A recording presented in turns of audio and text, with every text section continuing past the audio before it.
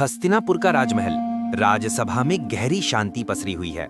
महापुरुष, आचार्य, योद्धा सभी अपने स्थान पर बैठ चुके हैं, पर जिस व्यक्ति की आंखों में सबसे अधिक आग भरी हुई है वह है दुर्योधन। उसका चेहरा गर्व, अहंकार और क्रोध का मिला-जुला रूप बन चुका है।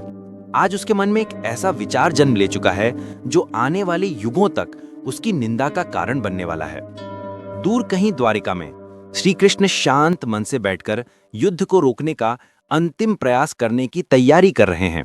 वे जानते हैं कि महाभारत का युद्ध अब मानो द्वार पर आ खड़ा है, पर फिर भी यदि एक संवाद, एक संदेश, एक प्रयास से भी रक्तपात रुक जाए तो वह प्रयास अवश्य होना चाहिए। कृष्ण ने निश्चय किया, वे हस्तिनापुर जाएंगे, दूत बनकर, शांति का प्रस्ताव लेकर।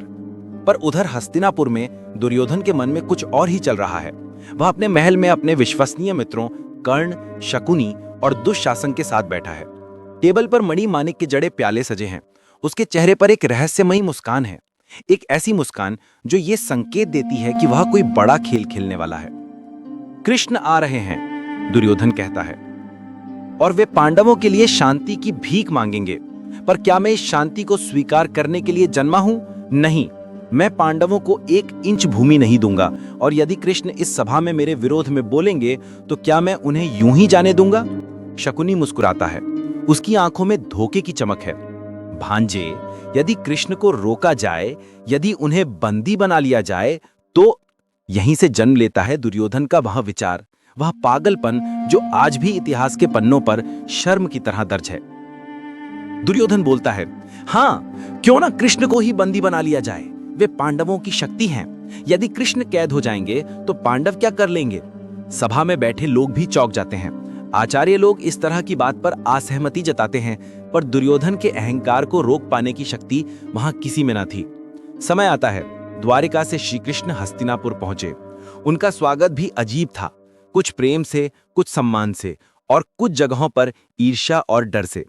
दुर्योधन ने श्री कृष्ण को अपने महल में भोजन के लिए आमंत्रित किया, लेकिन कृष्ण ने बिना किसी हिचकिचाहट की कहा, दुर्योधन, तुम्हारा भोजन स्वीकार नहीं।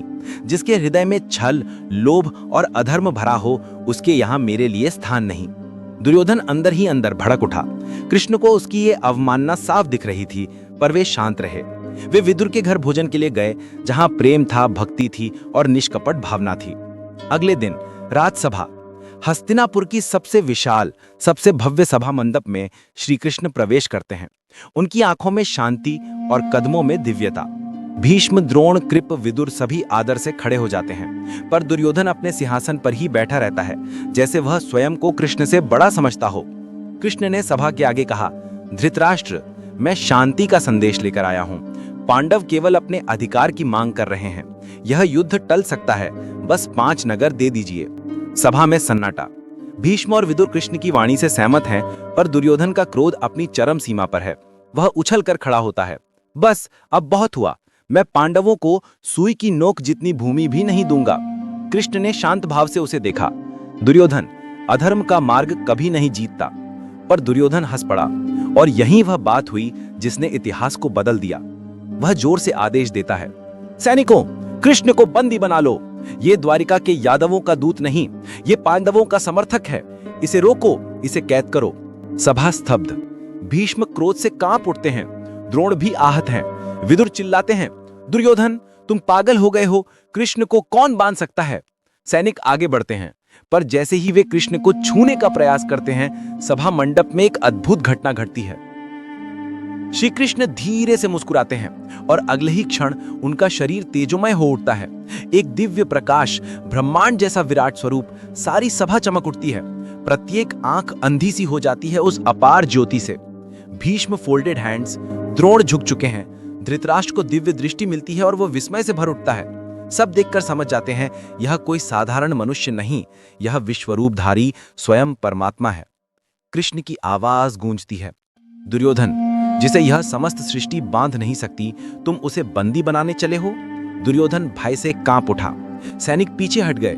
सभा में उपस्थित हर व्यक्ति इस विराट स्वरूप के सामने अपने अहंकार, अपनी शक्ति, अपनी राजनीति को तिनके जैसा महसूस करने लगा। कृष्ण ने अपना स्वरूप समेटा। सभा फिर शांत हो गई। वे धृतराष्ट्र से बोले, मैं शांति लाया था, पर यदि तुम्हारा पुत्र अधर्म पर अड़ा है तो युद्ध अब निश्चित है। कृष्ण मुड़ते हैं और सभा से बाहर निकल जाते हैं। दुर्योधन असहाय, अपमानित और भीतर से टूट चुका है, पर उसका अहंकार उसे सच समझने नहीं देता।